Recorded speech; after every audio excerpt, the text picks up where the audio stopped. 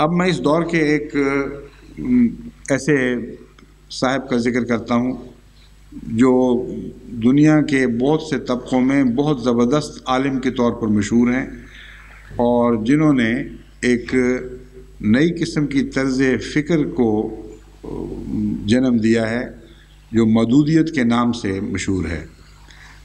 اور وہ جماعت جنہوں نے قائم کی اس کا نام جماعت اسلامی کہلایا، اور یہ جماعت اسلامی پاکستان، ہندوستان، بنگلہ دیش اور بہت سے عرب ممالک میں اور بعض دیگر مسلمان ممالک میں بھی راہ پا گئی اور اپنی جگہ بنا چکی ہے۔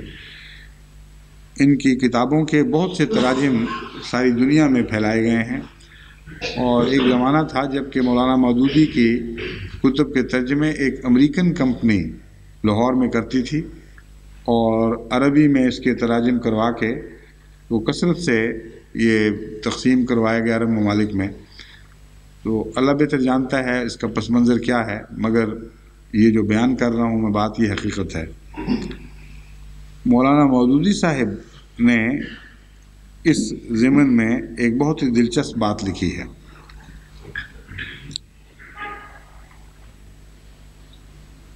لکھتے ہیں،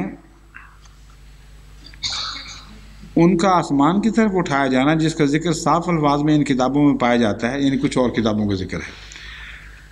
اب تیسری بات کے متعلق اگر عیسائیوں کی روایت سرے سے بالکل ہی غلط ہوتی تب ان کے عقیدہ الوہیت مسیح کی تردید کے لیے ضروری تھا کہ صاف صاف کہہ دیا جاتا۔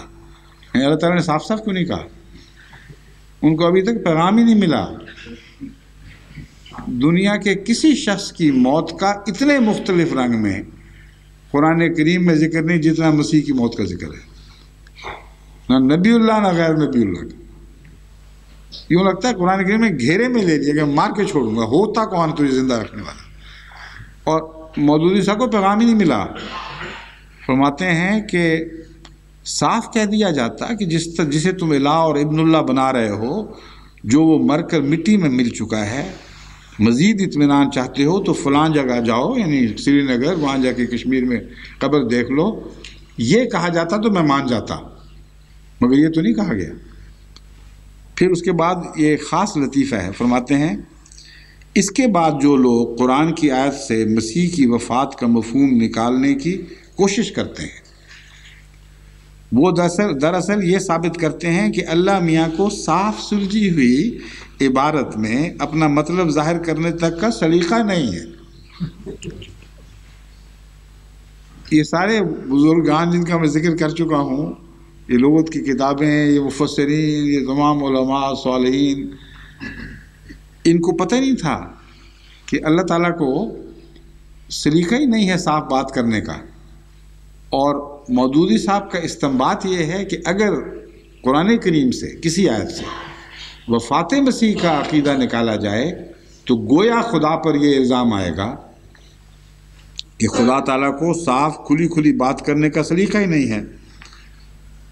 اعاذنا اللہ من ذلک، ہم اللہ تعالیٰ کی پناہ مانگتے ہیں ایسی بات سے، ہم ان میں سے نہیں ہیں۔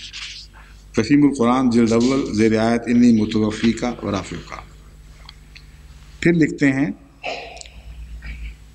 ایک طرف کہتے ہیں کہ قرآن کریم پر یہ الزام لگانا کہ صاف اور کھلی بات نہیں کی اور کچھ ادھر کی کر دی کچھ ادھر کی کر دی، یہ بہت بڑا الزام ہے، اس لیے ہم اس کو قبول نہیں کر سکتے۔ یہ یاد رکھیں، یہ الزام ان پر لگا رہے ہیں جو کہتے ہیں کہ صاف بات کی ہے۔ وہ تمام مفسرین اور بزرگ جو کہتے ہیں کھلی بات کی ہے کہ اندھے کو بھی دکھائی دے دینی چاہیے، شک کی گنجائش ہی کوئی نہیں ہے، ان پر الزام دھر رہے ہیں کہ تم گویا کہ خدا کے متعلق یہ کہتے ہو کہ اسے صاف بات کرنے کا سلیقہ نہیں تھا۔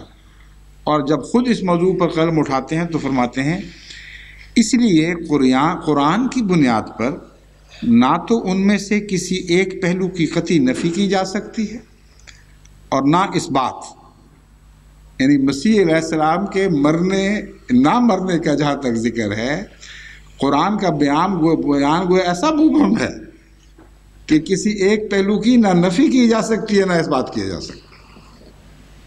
وہ الزام جو دوسروں پر دھر رہے تھے خود ان کی خودکشی کا موجب بن گیا ہے۔ 100% ہی مولانا مودودی پر یہ الزام عائد ہوتا ہے اور یہ اقراری مجرم بن رہے ہیں۔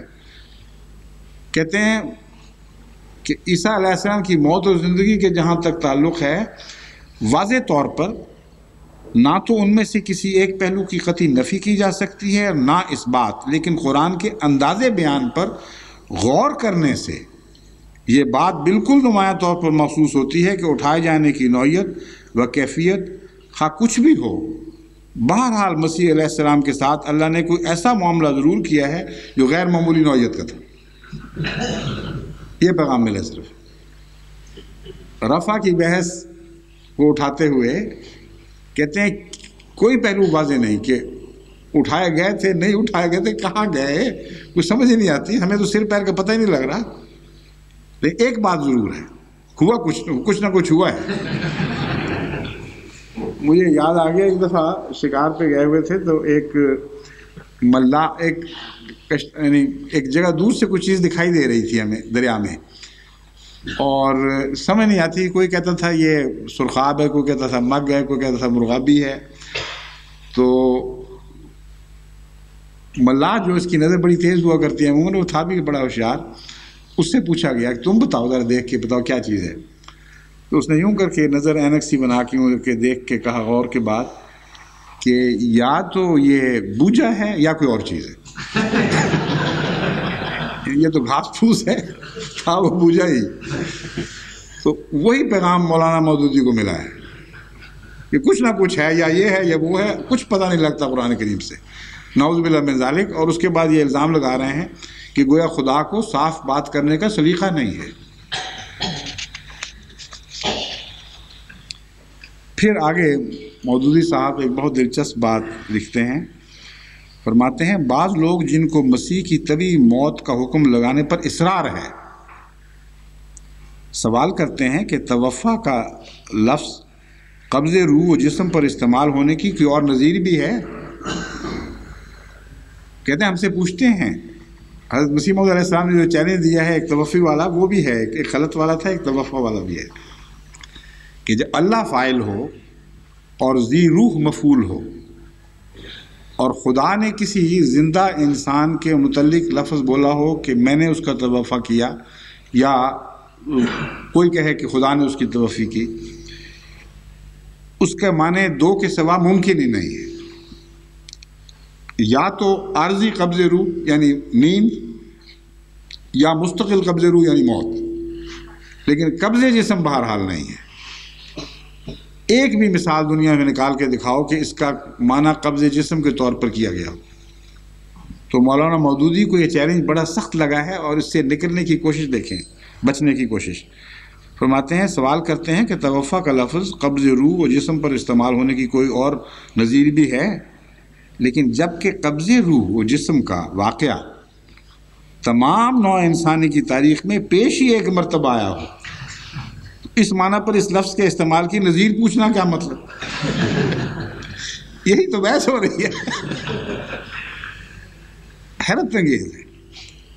کہتے ہیں واقعی ایک دفعہ پیش آیا ہے، لیکن خود یہ کہہ کر ایسا برا پھنسے ہیں کہ ڈرافٹ کی گیٹیوں کی طرح جو دو کے بیچ میں آدمی وہ شکاری پہنچ جائے تو ادھر کو ہلاؤ ادھر سے مارا جاتا ہے، ادھر کو ادھرلی والی ہلاؤ تو ادھر سے مارا جاتا ہے۔ وہ حال مودودی صاحب کا ہو گیا ہے۔ میں آپ کو بتاتا ہوں کیا ہو گیا ان سے، کیا غلطی کر بیٹھے ہیں۔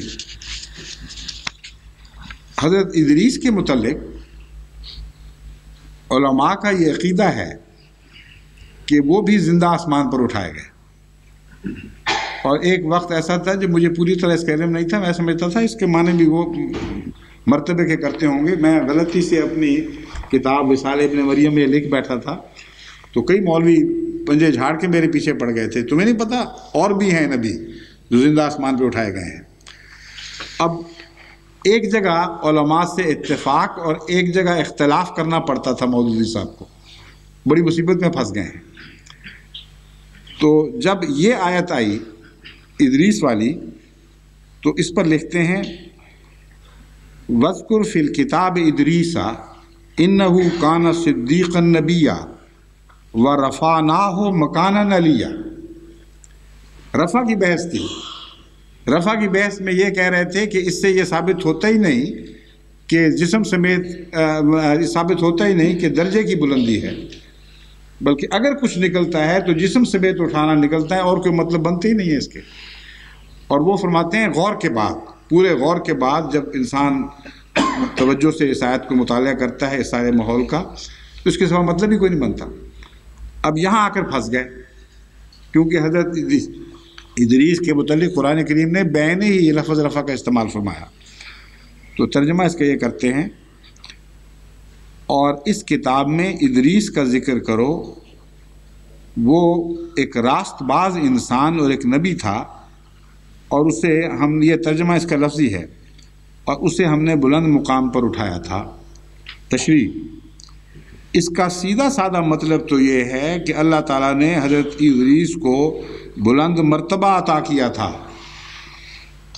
یعنی یہاں رفع کا معنی سیدھا سادہ یہ ہے کہ بلند مرتبہ عطا کیا تھا، اور رفع والی بحث میں یہ سارا زور لگا رہے ہیں کہ بلند مرتبہ معنی ہو ہی نہیں سکتا، تو اندر کی بات پھر آخر باہر نکل آتی ہے۔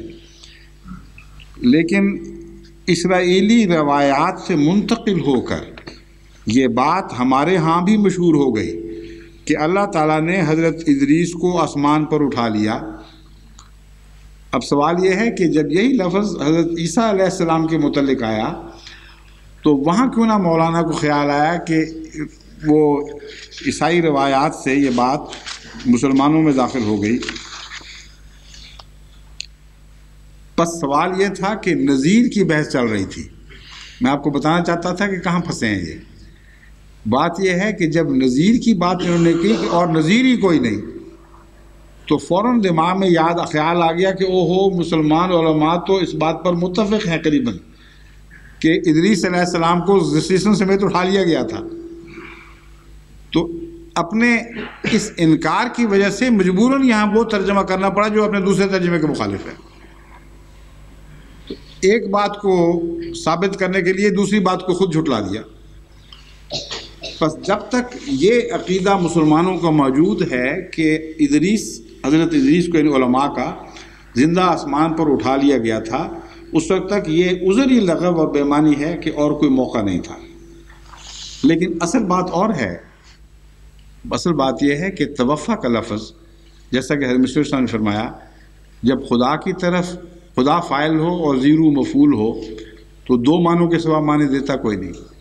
جسم سمیت اٹھانے کا کوئی معنی کسی انسان کے دور کے تصور میں بھی کبھی نہیں آیا۔ یہ جو چیلنج تھا، اس سے انحراف کرنے کے لیے یہ بہانہ ڈھونڈا گیا کہ چونکہ اور کبھی واقعہ نہیں ہوا تھا اس لیے ہم توفع کی وہ مثال پیش نہیں کر سکتے۔ سوال یہ ہے کہ اگر وہ واقعہ نہیں ہوا تھا تو اللہ تعالیٰ نے لفظ توفع ہی کو استعمال کرنا تھا موت ظاہر کرنے کے لیے، نہ جسم سمیت اٹھانے کے لیے۔ وہی ابہام والا الزام یہاں عائد ہوتا ہے۔ ایک طرف کہتے ہیں کہ توفع کا لفظ ایسا ہے گویا کہ کبھی کوئی مسیح سے پہلے واقعہ نہیں ہوا کہ کوئی شخص جسم سمیت اٹھایا گیا ہو اور اس پر خدا تعالیٰ نے لفظ توفع کا اطلاق کیا ہو، اس لیے یہ معنی ذہن میں آ ہی نہیں سکتا۔ تو جب مسیح کے زندہ آسمان پر اٹھائے جانے کا ذکر کیا تھا تو وہ لفظ کیوں خدا نے بولا، جس کی کوئی مثال لغت عرب میں اس سے پہلے دکھائی نہیں دیتی تھی؟ یہ بحث ہے جس سے اعراض کرنے کی خاطر، جس سے بچنے کی خاطر انہوں نے ایک لغو عقیدہ پیش کر لیا ہے۔ یہ تو ایسی دلیل ہے جس کے نتیجے میں انسانی گفت و شنید اور انسانی زبانوں سے تمام امن اٹھ جائے گا۔ مثلا اگر کوئی شخص کہے کہ گدھے سے مراد خرگوش کا بچہ ہے، اور یہ دیکھو گدھا پیدا ہو گیا، خرگوش کا بچہ پیدا ہو گیا، تو کوئی کہے پاگل ہو گیا، تمہیں کیا ہو گیا ہے؟ یہ گدھا پیدا ہوا کسی نے کہا ہے، خرگوش کا بچہ تو نہیں کہا، کوئی مثال تو دو کہ کہا گیا ہو کہ گدھا پیدا ہوا اور مراد ہو خرگوش کا بچہ پیدا ہو گیا۔ تو جواب دے گا کہ مولانا مودودی کی تفسیر نہیں تو نے پڑھی، عقل کے ہوش کے ناخن لو، یہ پہلے واقعہ ہوا ہی نہیں، کبھی ہوا ہی نہیں کہ گدھا پیدا ہوا سے مراد خرگوش کا بچہ ہوا ہو، تو پہلی دفعہ ہوا، اس لیے میں ٹھیک کہہ رہا ہوں۔ اس لیے تمام انسانی بیان اور منطق سے امن اٹھ جائے گا. ایسی جہالت کا دور دورہ ہوگا کہ ہر لفظ کا جو چاہے جو مطلب نکال لے. بس یہ ہے مودودی صاحب کے اختلاف کا حال. اللہ تعالیٰ ان علماء کو عقل دے. توفیتنی کے ساتھ بھی مولانا مودودی صاحب نے بڑا ظالمانہ سلوک فرمایا ہے. اس کی بحث انشاءاللہ آئندہ کبھی الگ مضمون کی صورت میں پیش کروں گا.